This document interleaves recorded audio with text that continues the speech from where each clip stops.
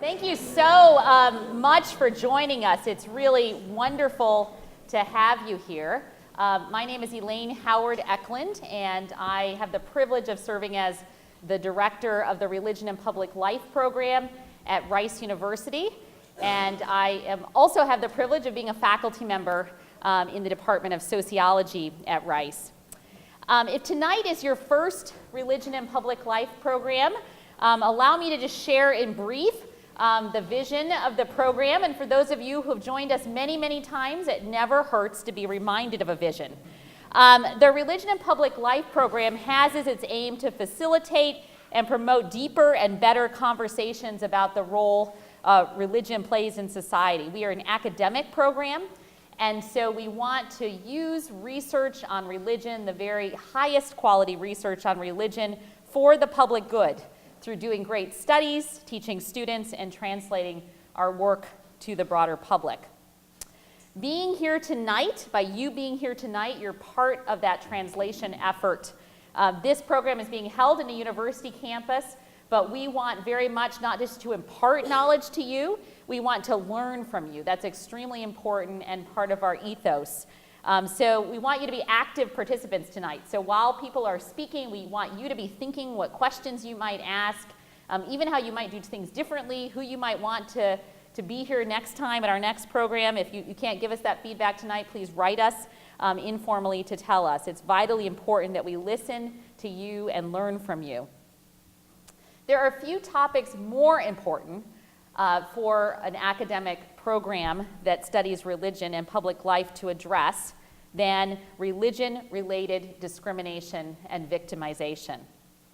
Be sure to look at the handout in your research program. Students and I have spent a time putting that together for you with just a short smattering of research to really make research a good news that you can use. An important value of our nation is protection of religious freedoms and protection of religious minority groups. That's a value. And yet, we so often fall short of that ideal. As Islam, Hinduism, and Sikhism have grown alongside Judaism as major religions in the U.S., we have also seen a rise in incidences of victimization, discrimination, and even hate crimes. For example, Jewish Americans constitute between 2 and 3% of the U.S. population, yet they were the subject of 54% of all religiously motivated hate crimes just in 2016. Muslims have experienced the greatest increase in victimization. Anti-Islamic hate crimes rose 19% between 2015 and 2016. Close to home, within the last year, a Texas mosque was burned down. A Muslim man was attacked in New York, and a Muslim family's restaurant was vandalized and set ablaze in Kansas. And historically, black churches have been a flashpoint for hate crimes in the U.S. In 2015, as you know, 9 African Americans were murdered during a prayer service at the Emmanuel African Methodist Episcopal Church in Charleston, South Carolina.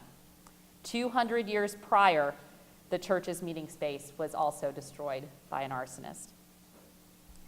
As Matthew Koenig writes in his book, Matthew is the dean of Fuller Seminary here in Houston. His book is called Christian Hospitality and Muslim Immigration in Age of Fear. And I thought this was helpful context because many of us here tonight are part of majority religions, not minority religions or minority representatives within majority religions. Even those, he says, who are part of traditions that are in the majority in the U.S.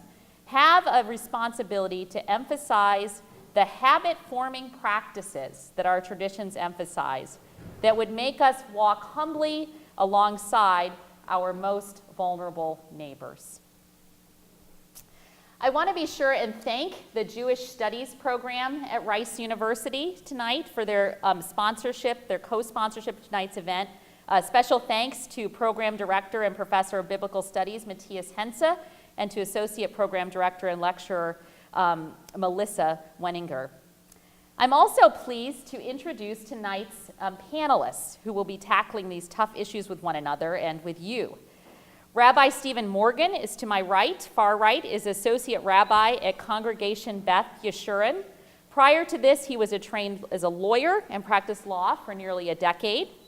Today, he's involved with a variety of interfaith and educational programs in Houston. We feel very privileged to have Rabbi Morgan with us here tonight.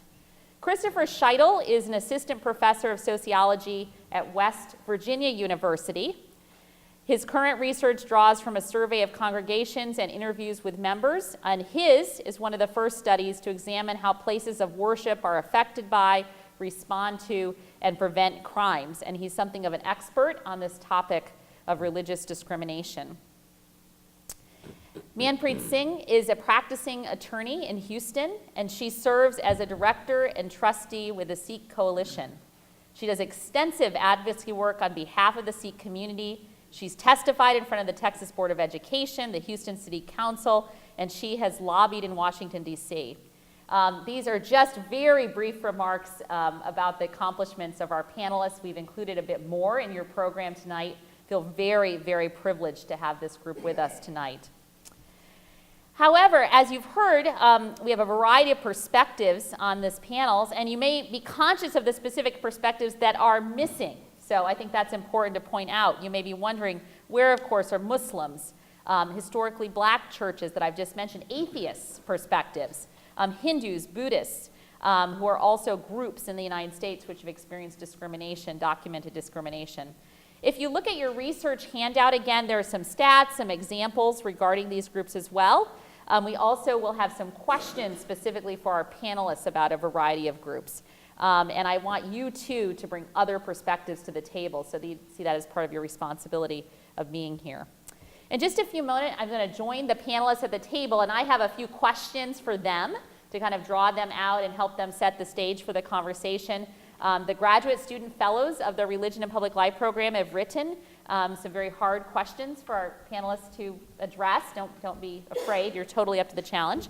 And following that, we'll open the floor for you to be asking questions, and we'll hope you'll come to one of these mics when that's your turn. So be thinking, and then we want you to stick around for refreshments after. Okay. So let me start here with my first question. Yeah, I know. That is no-go with these students. I try to modify their questions to make it easier, and then they push them back to me. So let's start with Rabbi Steve Morgan, if we could, and just ask you a few questions. I'll sort of ask each of you a few questions, and then we have some back and forth for the whole panel. So maybe start by just explaining to us what the relationship is between Houston, the Houston community, and your synagogue. Sort of what relationship do you have to the broader Houston community? So in Houston, as you know, is the fourth largest metropolitan area in the country. And the Jewish population in Houston is about 50,000 individuals. So although it's a reasonably sized Jewish community, for the size of the city, it's a very small percentage of the population here. Beth Yeshurun, Congregation Beth Yeshurun, where I'm a rabbi, is one of the largest conservative synagogues in the country. So the Jewish faith in America is represented by three major movements. Orthodoxy, which is sort of the fundamentalist. I'm overgeneralizing here for simplicity. Reform Judaism, which is sort of at the liberal end, and conservative Judaism, which is my sort of brand, which is in the middle. And there's a sort of another one, which is Reconstructionist, which kind of grew out of the conservative movement. It's a smaller movement. So we're the largest one of the largest conservative synagogues in the country, probably the largest conservative synagogue in the country, about 2,000 families. So that's enormous in the Jewish world. So we're not exactly like Joel Osteen, but so the 2,000 families is huge for the Jewish world.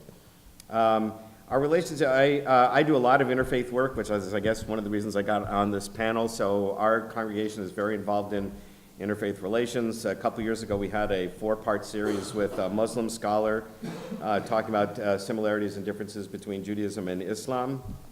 Last year, we did a 3-part series with Matthias Henze about Christianity and Judaism, also sharing the differences and similarities. And frequently, I do other programs around the city. I'm involved in a number of Muslim-Jewish interfaith relation organizations trying to bring our communities together because we think it's important, at least those of us involved in that believe it's important for our communities to be involved together. That's great. That's really great. So, yeah. In your history working as a rabbi and serving as a rabbi, to what extent have synagogue members come to you after experiencing forms of religious discrimination? You know, I haven't had too many cases of discriminations. The thing that comes immediately to mind is some cases at universities or high schools where a student is given an exam or a paper due on the Jewish New Year or Yom Kippur, the Day of Atonement, which are like the two big holidays in the Jewish tradition. And for whatever reason, the professors decided they're not going to make an exception, which is, sort of like scheduling an exam on Christmas. So that's the most common issue that's come up. But I think on some campuses, not Rice, fortunately, but in some campuses, I hear about discrimination with respect to the way we perceive it, Israel, where it's singled out to some standard that other countries aren't held, a standard of behavior that other countries aren't held to. Not that Israel can't be criticized. Certainly we ourselves criticize certain things Israel does, and any country can be criticized for policies it has, but if it's demonized or held to a standard that no other country is held to, then some students in some campuses feel intimidated and feel like they need to hide their Jewish identity because of certain pressures on campus. So that's the other area where we feel. I'm sure you're familiar with scholarship that shows that certain forms of discrimination can lead to victimization and hate crimes and intense othering of and dehumanization of a people and then genocide, which is certainly an excruciatingly difficult topic to talk about, but of course has been very much a part of Jewish formation. And maybe you could talk a little bit about the way in which the history of Judaism has informed the current practice today. Well, so we actually have certain memorial prayers that we recite and certain Jewish holidays during the year. Usually they're focused on personal family relatives that have passed away that we memorialize, but as part of those services, we also remember victims of the Holocaust and other atrocities in our history sometimes. A couple of them in particular is on the Jewish calendar, there's a day in the middle of the summer where we commemorate the destruction of the temple in Jerusalem, and we remember all kinds of other horrible things that happened in our history on that day. It's a day of mourning, so we remember that. Yeah, so I mean, it does affect us, and I think, sadly, I think a lot of Jews still feel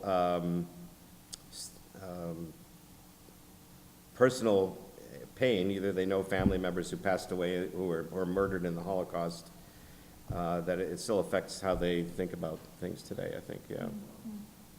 Thank you. I want to move to Chris for a bit, Professor Scheidel. Maybe speak a bit about your research on crimes against religious congregations and what kinds of crimes are occurring and against whom? Sure. So as I guess a little disclaimer, I'm not a criminologist by training. I'm a sociologist, which is akin to criminology, but criminologists define themselves as a separate thing. So, but when I was actually in grad school doing my dissertation on an entirely different topic, I got really interested in the issue of crimes against places of worship entirely just by reading the newspaper and seeing headlines. And I would just see headlines like in the police blotter section of a newspaper. And it was kind of in the back of my head for several years about, this seems like a really interesting topic, both from a a policy standpoint and also sort of academically from a sociological standpoint. Several years after I sort of got that first idea, I was fortunate enough to get a grant from the National Science Foundation to do a survey of places of worship of several different traditions. So I don't want to get too much into sampling, but we had a large number of just Protestant congregations. We had kind of what we call an oversample of Black Protestant congregations, Jewish congregations, Muslim congregations, and a few other groups. So we sent a survey to these congregations asking them a variety of questions about their experiences. So this survey was fielded in 2015, and so we asked them about their experiences in 2014. So I'll say that as just context that if I talk about findings, these were essentially findings from people's experiences and perceptions in 2014, and things may have changed since then for various reasons we can talk about.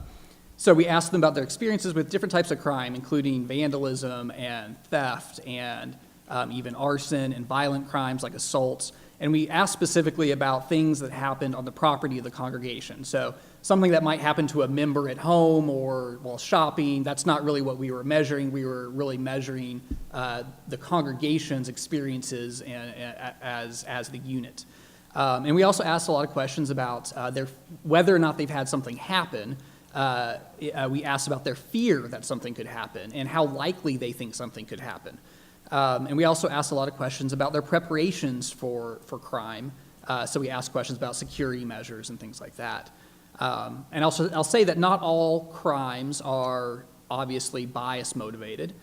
So we also, in addition to just asking about crime experiences broadly, we also asked, if a congregation had an experience with some sort of crime, we asked them, do you feel this was motivated by either the religious tradition of your congregation, and separately, do you think it was motivated by the ethnic or racial composition of your congregation? And this is one of the, we'll probably talk about this, but because congregations or places of worship are not only a symbol of a particular religious group, but often a symbol of a particular ethnic or racial group. So they have kind of, when it comes to bias crimes, they have sort of multi-layered threats. Do you want me to talk about results yet, or do you just want to? Yeah, maybe talk specifically, if you could, about that last point in terms of results. So I think sometimes largely Black churches are left out of these conversations because these are traditions that are part of technically the Christian majority in the U.S., but experience obviously many members experience profound racial discrimination. And so how do these things overlap? Yeah.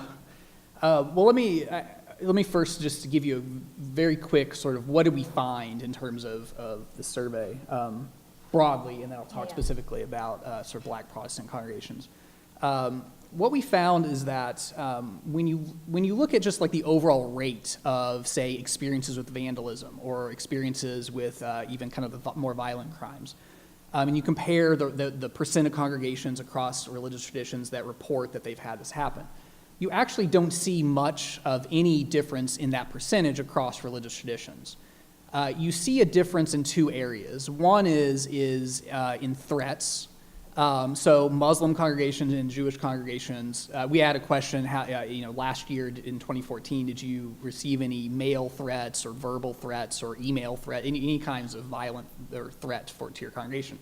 Those are much higher among Muslim and Jewish congregations, which then feeds into the other big difference is that even though the rate of vandalism or the rate of burglary and all that sort of stuff is generally the same across these traditions, the perception of these things being bias motivated is much higher among say Jewish and Muslim congregations.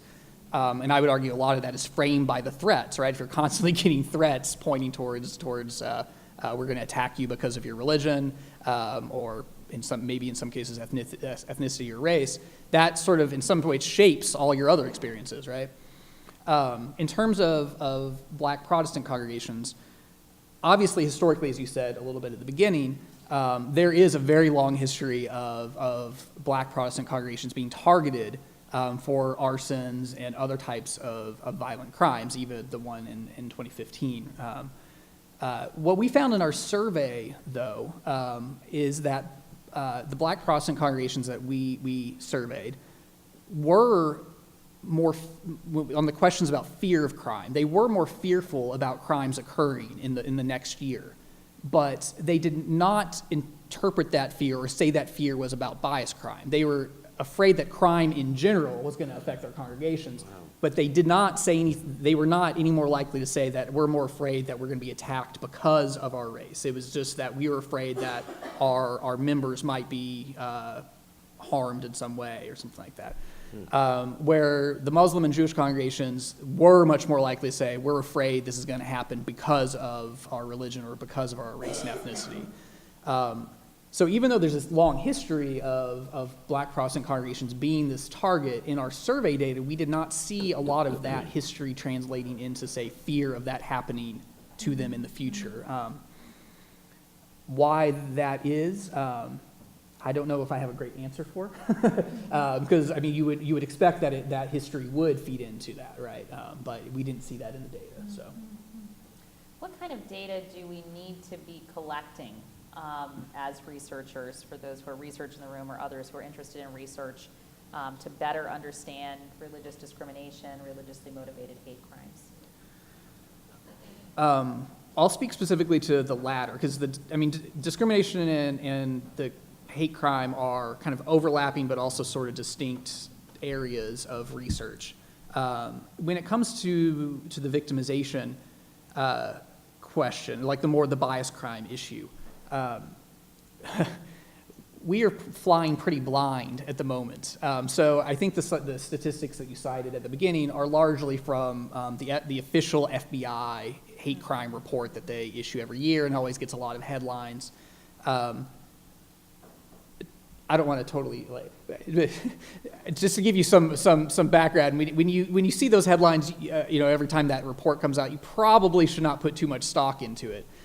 Because essentially the way that report works is that it relies on local police agencies to report those numbers, which means that you're depending on local sheriffs and other police officers to, take the time to interpret something as a hate crime, take the time to report it, and all that sort of stuff.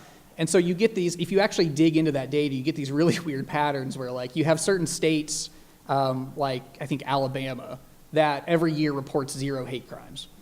And I'm sure, I'm not trying to pick on Alabama. I'm sure it's a great place.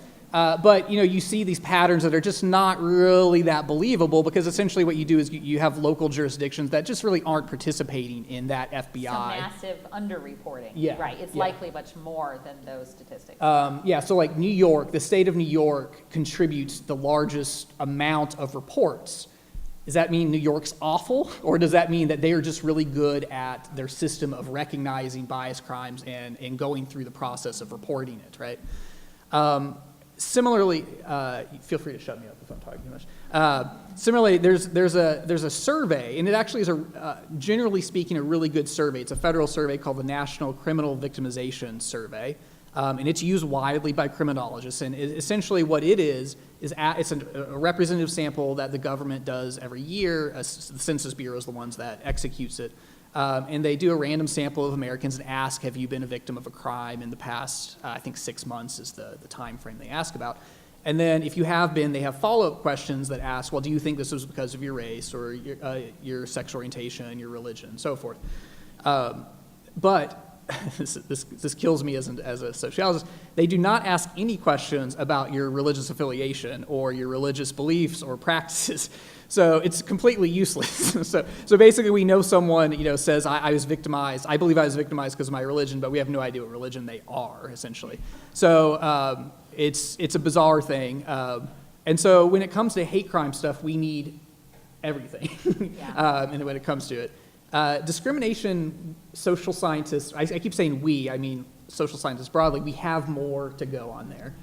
We have some surveys and we have some experimental studies that have looked at, so like by experimental, what I mean is often what we will do is send out job applications or college applications, and these college applications will be exactly identical, yet in some way we will indicate what the religion is of that person. Say if it's a college application, we might have like a section for extracurricular activities and volunteering in a mosque or a synagogue or something like that. And then essentially what we measure is how do people respond to those applications or those letters or whatever it might be.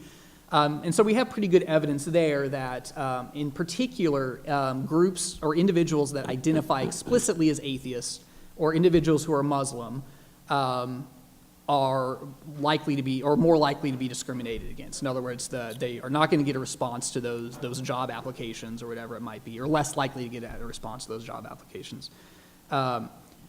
In some cases, Christians, if they come off as too evangelical, will also be essentially dinged in those kinds of applications. And we also have fairly decent survey data just asking people, do you feel like you've been discriminated against because of your religion? I will say that those are relatively limited measures, so like they often tend to be yes or no questions, and there's not a lot of detail about why do you think you're discriminated against, in what context did this happen, what was the consequence of this. We don't really have a lot of detail around it, but we at least have some measures where the hate crime stuff is really problematic. So.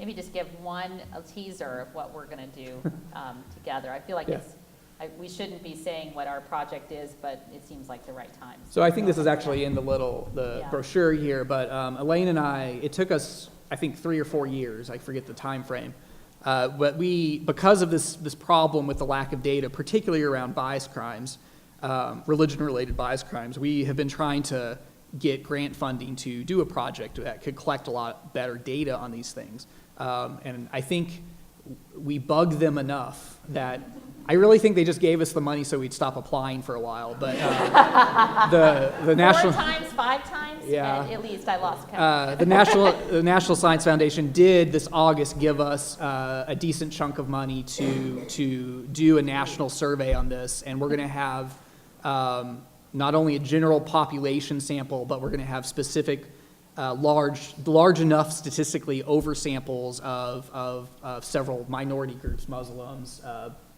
atheists, Buddhists, I think a couple others, I forget all of them. We're still kind of working out those details with the survey firm, but it'll be, I think, fingers crossed, by far the best data that will be out there. So stick around, right? So you'll come back in several years, and but we'll have programs in between now and then. Thank you for joining us. Yeah, thank you for joining us. I'm very privileged to have 2 students who are studying Sikhism now, so this is a really, really huge privilege. And this is, Sikhs are part of a major world religion, but yet this is a religion that is a minority in every nation in which it's practiced, so that's a very particular kind of context. Maybe you can talk a little bit about your work on behalf of the Sikh Coalition with regards especially to this topic of discrimination and hate crimes and acts of vandalism against the Sikh community. Right, and so you actually stole my statistic from before. No, I'm so sorry. No, it's okay, but we know that the majority of hate crimes that actually occur happen to the Jewish faith. And so we, I guess that the one thing that came to the forefront for our religion was 2000 when 9/11 happened, right? It just shook everybody's world. And more importantly, for people who are American born, it shook our world twice because it was almost like our Americanism was questioned that day, right? Like, where do you belong and who are you? And I want to do this caveat or stipulation before I start. People always give me this question too. It's, hey, well, don't you guys get mistaken for Muslims or whatever? Hate crimes are wrong. I don't care what religion you are. So if we carry the brunt for it, we carry the brunt for it. But after 9/11, that was when we saw that the first hate crime that occurred was to a Sikh male. And so we knew that this was something that was happening at a rapid pace and something had to be done for our community.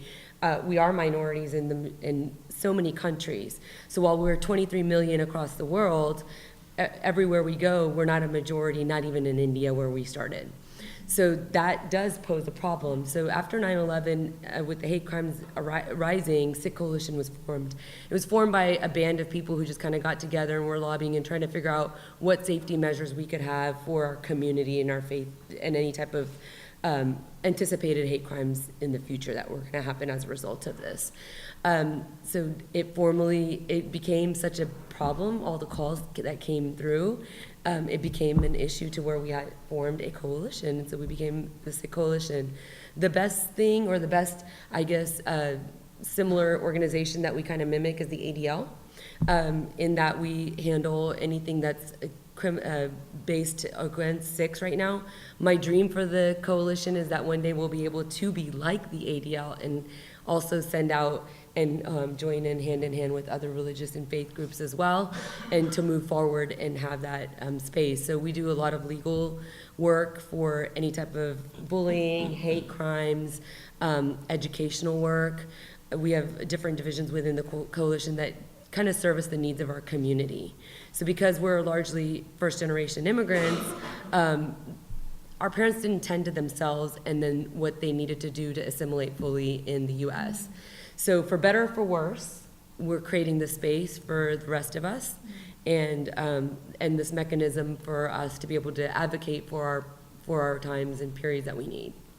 That's great. That's really great. Yeah, thank you. Thank you. Yeah. Yeah. Maybe talk a little bit about how Sikhs have responded to increases in hate crimes post 9/11. There's been some discussion about that, of course.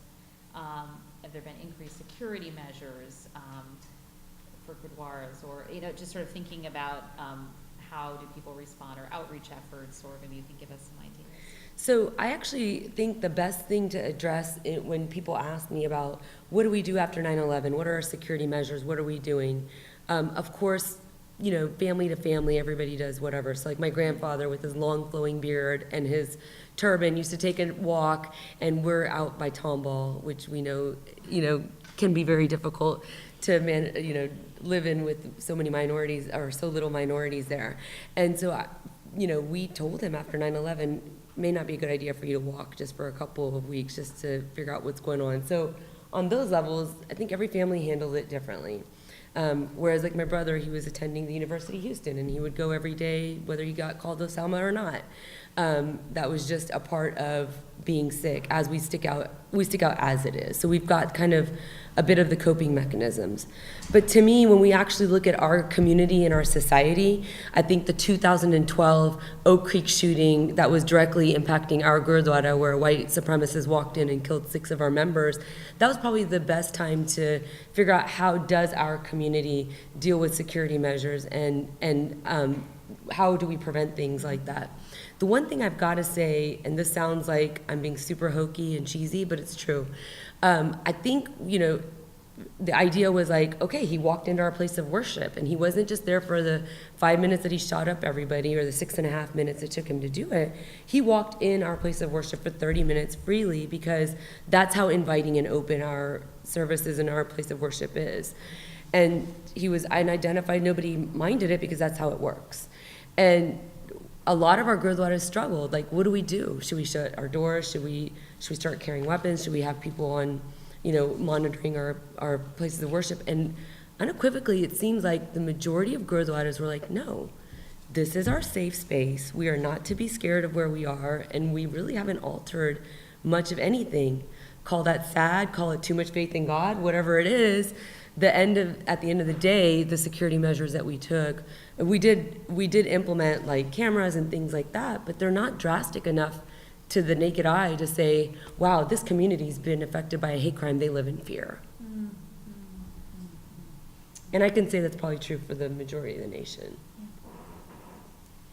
That's very powerful.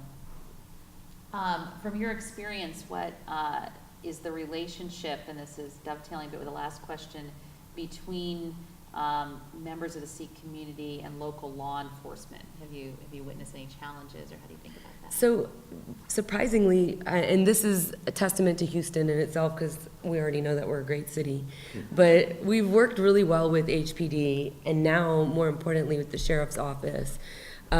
Adrian Garcia, when he was the sheriff, actually made an accommodation policy, created one from scratch, like we were at the table creating it, for Sikh men to join his crew. So we actually have 3 deputies now that are Sikhs that have turbans and beards, and while this may seem like it's not a big accomplishment, we're fighting a bigger global fight for us to be able to wear our turbans and beards in the army. And the shocking thing is that the rest of the world not only has Sikh men in their army, they're coveted. They're known as those people that are fighters, and that's how the British, won over a lot of the places that they did after, because they also have so many Sikhs there, because once they spotted them in India, after they had to pull out of India, they were like, we'll take them with us. And so for us to have to fight that is kind of counterintuitive if you look at the rest of the world. We're behind on that. But in terms of law enforcement in Houston, we have an amazing relationship with them. They want us to be a part of their fabric because they understand that Sikhs are a fabric of their community that they are defending. And so, like I said, that bigger, greater issue of the Army and all, I think will trickle down. Now, we have Sikh officers that are female and males that wear turbans in California and New York. And I'm sure you may or may not know, but Canada's Minister of Defense is a Sikh. I mean, what greater argument do you have when you're arguing this, saying, hey, we don't need an accommodation, it should be a right to serve. This guy is defending a whole nation. So that's our goal. We're running out of time for the panelists, unfortunately, so we're going to turn it over to you all soon. But I have a couple of questions that I want to make sure we give you a chance to answer. One, which is, I think, on everyone's mind, is how do you think the current political climate is tied to experiences of both of discrimination and religious discrimination and of hate crimes? So whoever wants to take that, feel free. I was like, we're going to talk about the big orange elephant in the room. Yeah, no, I can actually take that. As part of the Sikh Coalition, I know that you guys talked about the FBI statistics earlier. Well, one of the things that we fought for, and how short-sighted we were at the time, thinking that life was about to be okay. In 2015, we were just trying to be a statistic on the FBI panel. So we used to be in the other. So even though the majority of hate crimes, like I said, we take the brunt of the Muslim community, they had a column, but we didn't. So how do you allocate funds to a community that is not even represented when you're doing the final statistics? But what we do know from the Sikh Coalition and the intake that we get, since January 1st, we've had one reported hate crime a week. So I want you to think about that.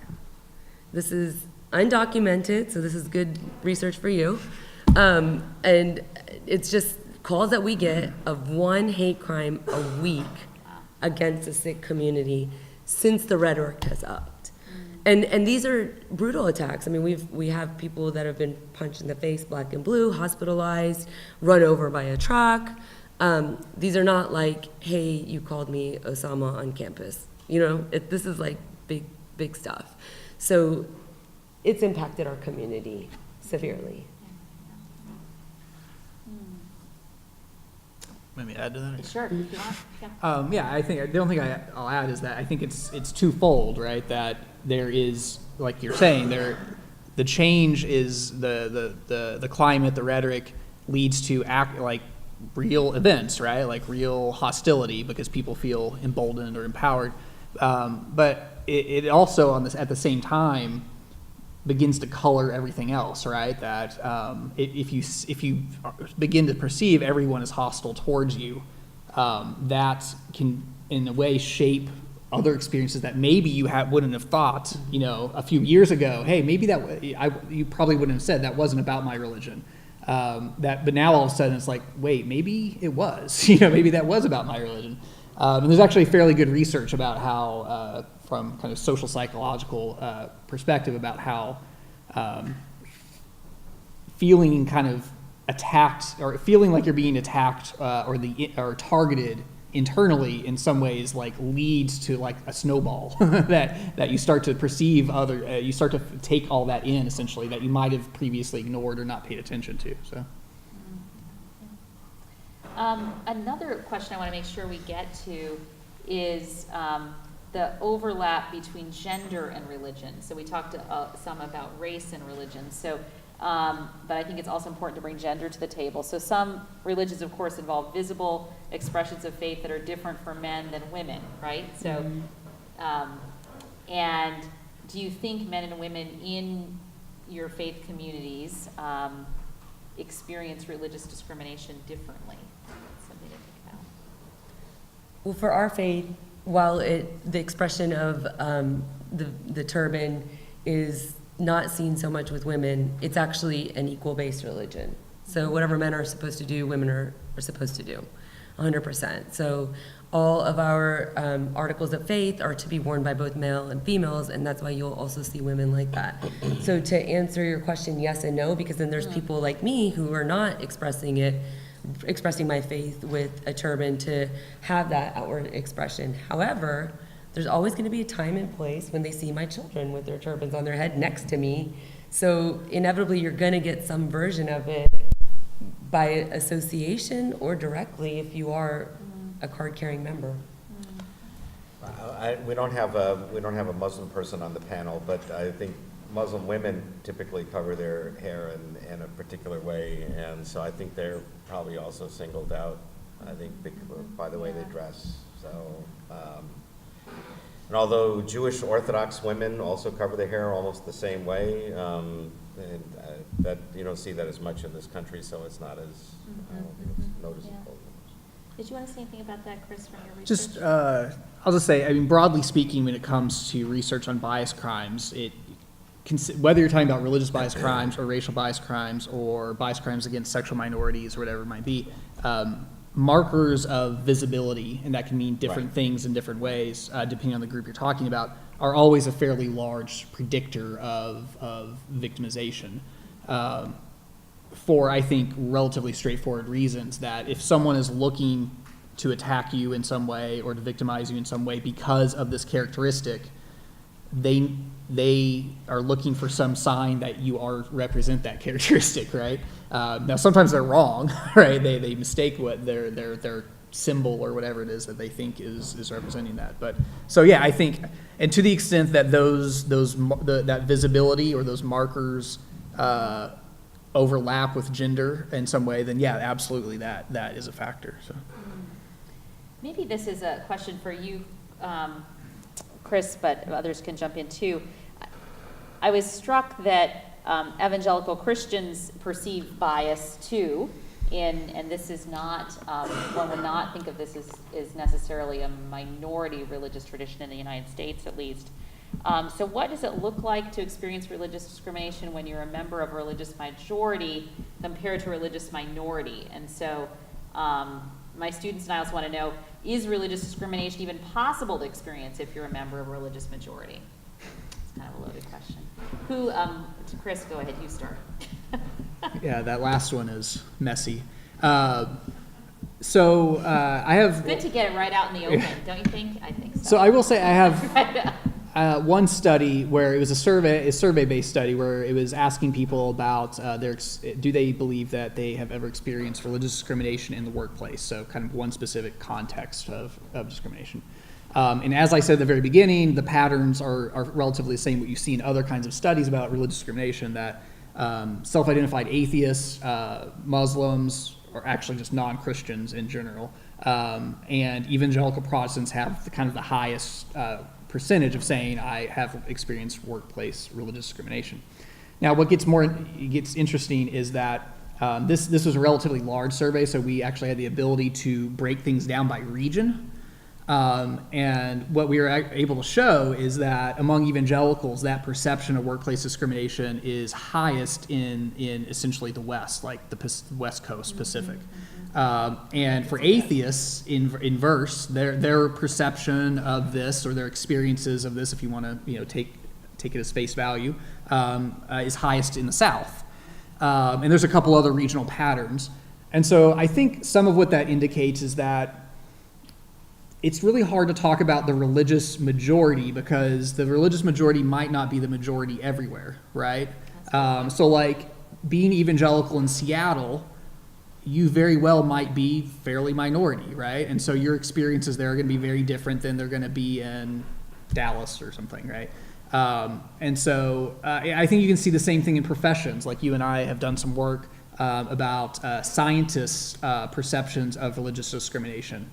Well, atheist scientists are doing okay, right? Because I mean, for the most part, they're kind of in the majority on the law for the most part. It's really hard to talk about a religious majority broadly speaking because you're always thinking about different contexts, whether that's regional or workplace context and things like that. So That's excellent. That's a really good point. What should be the role of the government or our state in preventing, reducing, mitigating religious discrimination as well as hate crimes? Huge. We have two people trained in the law here, so this is really interesting. But I sort of didn't really try that on until I read your bios. But, Right, yeah. So I think somewhat less than half the states have hate crimes legislation. So what that does basically is hate crime is not a crime in itself. It has to be a crime that's actually committed. So assault, battery, defacing property, something like that. And then if it was done as defined as a hate crime, then it just adds to the penalty phase. It could increase the penalty that is incurred for having committed the crime. And perhaps there's a value in doing that, in that it sort of signals that society doesn't approve of that kind of mentality. And yet we're not saying there's anything wrong with thinking or saying, because we're a free country, you're allowed to think and say whatever you want to. But if you commit a crime in the process of thinking these particular things, then maybe we ought to penalize that at a greater level. And the other thing I think the government can do is try and promote or educate tolerance and respect for diversity. Particularly in this country where we are a nation of immigrants with different backgrounds, religious beliefs, and so on. It's important for us to be cohesive as a country by recognizing that's who we are. We're a country of differences, and we need to respect our differences and appreciate them, and not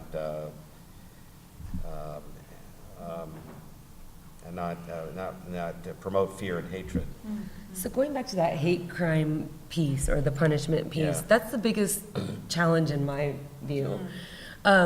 It's extremely frustrating to me that the legislation that most states honor or have on their books actually only comes into play in that punishment state, like you were saying.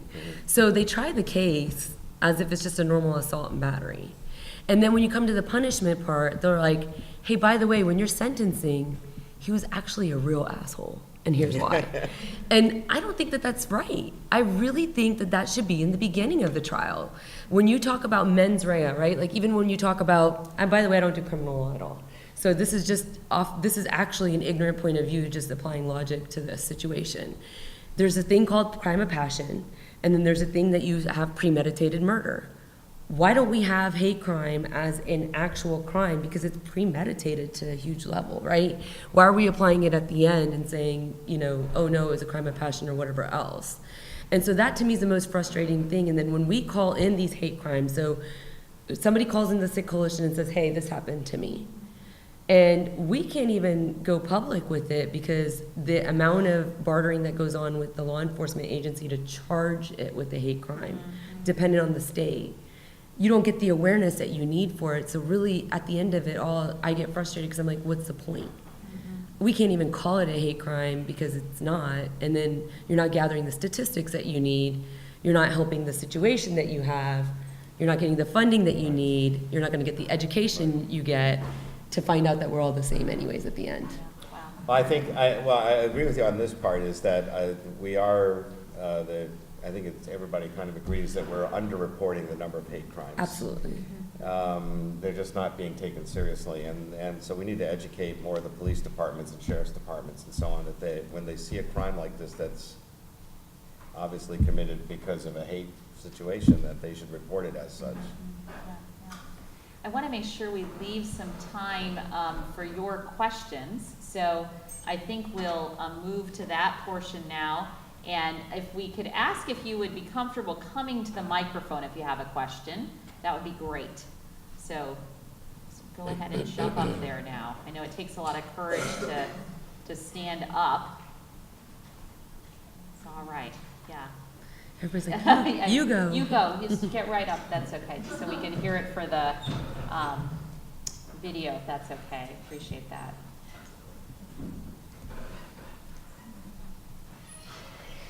Yes, thank you for a very interesting talk. I'm Helen Valier from the University of Houston.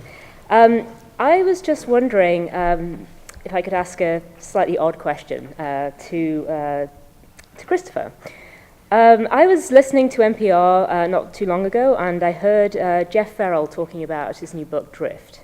And it is a qualitative sociological analysis of train hoppers throughout America. And so he does this kind of immersive research with that group. And I mean, it was an amazing interview for many reasons, but one of the things that it really provoked in me was thinking about some of the limits, perhaps, of quantitative sociological research. And I'm just wondering if there is, given all the things that you're saying about collecting data and statistics, and I think that all those points are extremely well made and absolutely necessary. But in terms of trying to refine how those data are collected and what they are used for, I mean, do you see any kind of expanded? I'm not a sociologist, so I can't sort of comment on where qualitative research is in sociological studies these days. So if you can put together that rather messy question, I'd appreciate it. So you're curious, like, is there a role of more ethnographic qualitative piece in this? Is that I was trying? Well, I mean, I was just wondering if I mean, obviously I understand that ethnography is a part of sociological and anthropological research. I'm just wondering if there is that kind of necessity, given that there is such a dearth of data, as you say, and some of the comments that you're making was about not only that all those data missing, but also that you're not quite sure what the questions are. Yeah. And so finding out what the questions are from the community itself might, I mean, what role of sociological technique is there for that? Yeah, no, definitely. So in addition to, I think I only really talked about the survey, we also did, for this project that I did on the places of crime and places of worship, we also did, I think it was 52 or 53 interviews with mainly leaders of places of worship. And these all took place in the Twin Cities, central Minnesota. Mainly that's where I was living at the time. Someone asked me, like, why did you do it there? And I was like, that's where I was. I didn't have a good answer for that. I know you're never supposed to say that. Yeah.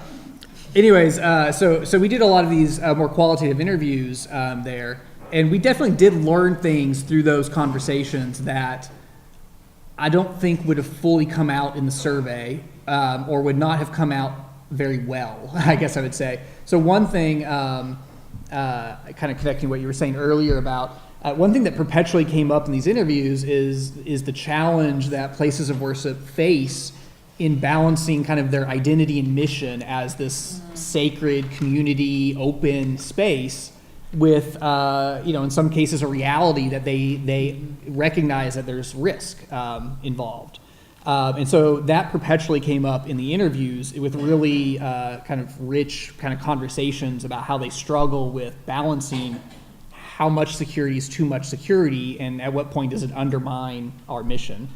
The other thing I'll say, just kind of another thing that we learned through the interviews that I don't think we would have found otherwise through the survey is, so of those 52 or 53 congregations that we interviewed, I think 7 or 8 of them were with Muslim congregations. And what was really interesting about those is that when we went to do the interviews, I would say all except for one, we went to do the interviews, they were actually physically hard to find. And by what I mean by that is, like, they didn't have signs. Or if they did have a sign, it was this little tiny thing plaqued by the door, and if you didn't know what it was. And so what became clear is that, so when we interviewed and did the survey of Jewish congregations, it was clear their security strategy was to basically be well fortified, right? Mm-hmm. So they had, on our measures of security stuff, they were like off the charts, right? The Muslim congregations, even though they had a lot of the same fears and things like that, their strategy was, and this is kind of sad to say, was to hide, to be as invisible as possible. I'm not saying that that was that one community, so it might be very different in Houston or other places, but maybe blend in rather than hide. yeah. And so that was something that we learned that I don't think, if we hadn't done those interviews, I don't think we would have gotten that or appreciated that, so. That's good. You had a question. Go ahead. Along the lines with like the political climate and rise of white supremacy and anti-Semitism, Islamophobia, like coming to a head in the past year and a half, 2 years, have you guys also seen a rise in like a resurgence in congregation numbers or affiliation, like for instance, second or third generation Holocaust survivors, like that maybe had gone away from Judaism have come back? Have you guys seen that either statistically or just anecdotally? That's a good Actually, question. I haven't seen that, which is an interesting, I guess, an interesting thing, right? That hasn't, I haven't noticed that being a response. And I'm not sure why. I don't know why. Yeah. Our place of worship actually serves as it's a dual purpose. It's basically, since we don't have so many people as a part of our community, it ends up becoming a community center as well. So whether somebody's there because of the community aspect of it, or if they're there for the religious portion of it and they found strength in religion through these troubling times, it's hard to tell. But that's a really good question, because you would think that it makes people a little bit more grounded on their side because they know that they're being challenged on the other. Yeah, that's good. What I would say, kind of, this is not exactly answering your question, but we do have a number of members who are more motivated to do the interfaith work now than they would have been before, and particularly, and I think particularly there's a lot of excitement of doing interfaith relations with the Muslim community. That's good. Yeah, Ida, you had a question?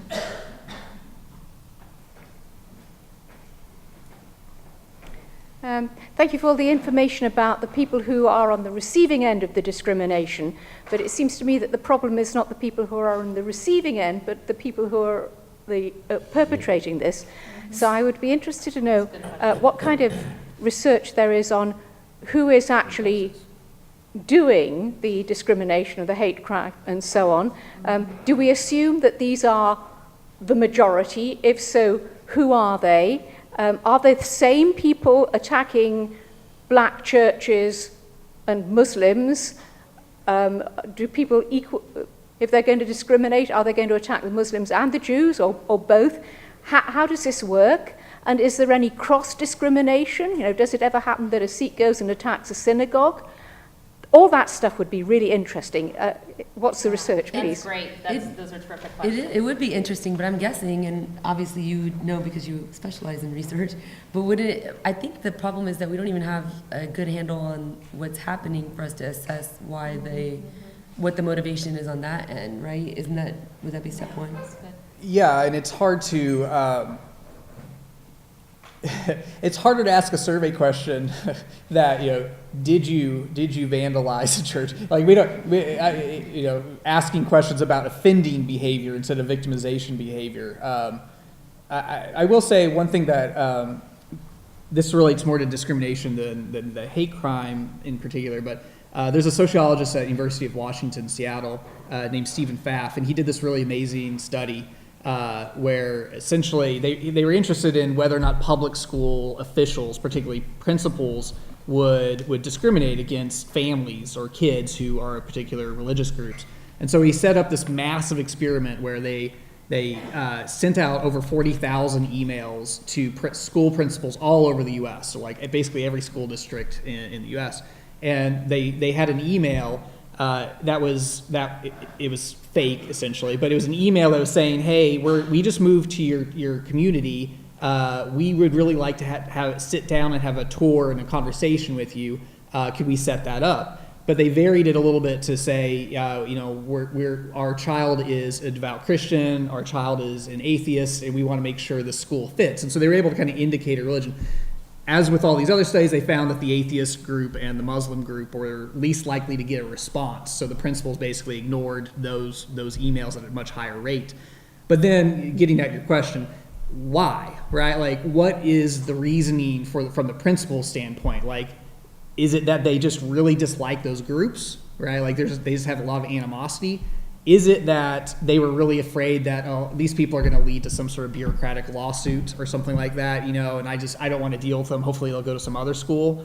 I'm not saying that's a great reason either, but we don't really know, like, the people who are discriminating, we don't know exactly what's going on in their head, and that's a much harder thing to get at, I think. But very important. Yeah. That's Yeah, really but I good. also think it may be with the fear of the unknown. So like, for example, with our bullying issues that we have with our children, if we called the school up to say, hey, can we talk about this? Just so you know who we are. We understand that we're a minority. We understand that you don't know who we are. Let's tell you who we are so we can have this dialogue. I would say 8 out of 10 times I get shut down. Like, I don't get the response either, coming as in a, hey, let me just help educate you on this too. And I think, but then the people that we do go and have that discussion with, it's almost like they're grateful that they had that discussion. And so I think it's more the fear of the unknown. And maybe I'm being idealistic and saying principals are nice. Right. But to me, I think it's just what they don't know and they're not comfortable with in that regard. But the people who are actually committing violent crimes, that I don't think it's because they don't know. I think it's because they're mean. Yeah. Gideon, you, Yeah, I agree. yeah, that's really Yeah. good, yeah. Go ahead to the next question. Yes, good evening. In what ways do you perceive that the media has been helpful and harmful in the shift from religious discrimination to hate crimes, if we are assuming that there's a rise in those hate crimes? So say it again, I'm sorry. In what ways would you perceive that the media has been helpful or harmful in the shift from media, religious discrimination to hate crimes? So interesting enough, after 9/11, the media was hurting us because they keep flashing pictures of Osama bin Laden, right? And we look very similar. And so that was hurting in that way, the imagery. Now, I think the media, even replaying the stuff that our commander-in-chief is saying, is what's, like you said, it fuels into that emboldened, empowered thought process. So I think it's in different ways that we're seeing it, but the one thing that we do know is that we're seeing it, and it's not going away. In fact, it's rising, and that to me is a scary prospect, because you feel like we're in so deep in this melting pot society. We're all like between fourth and first like generation of immigrants, but somehow, somewhere, we're forgetting that. And so that to me is the scary part about it. I guess, following up, I guess, in what ways do you perceive, is there an attempt by your community or to normalize Sikhism in America? So we're actually we're making an active effort, and I'll brag on my brother a little bit, but he up and moved with the U-Haul to LA to become an actor, and he shows up on a couple of commercials and stuff. But we're actually making a concerted effort on behalf of the coalition too, to be in mainstream media a little bit more and have like product placement, if you will. And I don't know if you guys saw the United Shades of America, Kamal Bell did a whole special on Sikhism, and that was prompted by our board member. So we're really doing a big push because we do see that to be a positive outlet for getting our persona out there as to who we are. I would say that one of the reasons why I'm motivated now to do a lot more interfaith and intergroup work is because of the same thing. I think that in many cases our political leaders are AWOL on this, and so I want to see grassroots kind of cooperation, so we can influence hopefully the way the society works, and we can't change the big world, but we can change the community we live in. So we can get together and share each other our similarities, our differences, get to know each other better, and then we're less scary to each other. And if you're less scary to each other, then there's less likely you're going to start hating or fearing or whatever.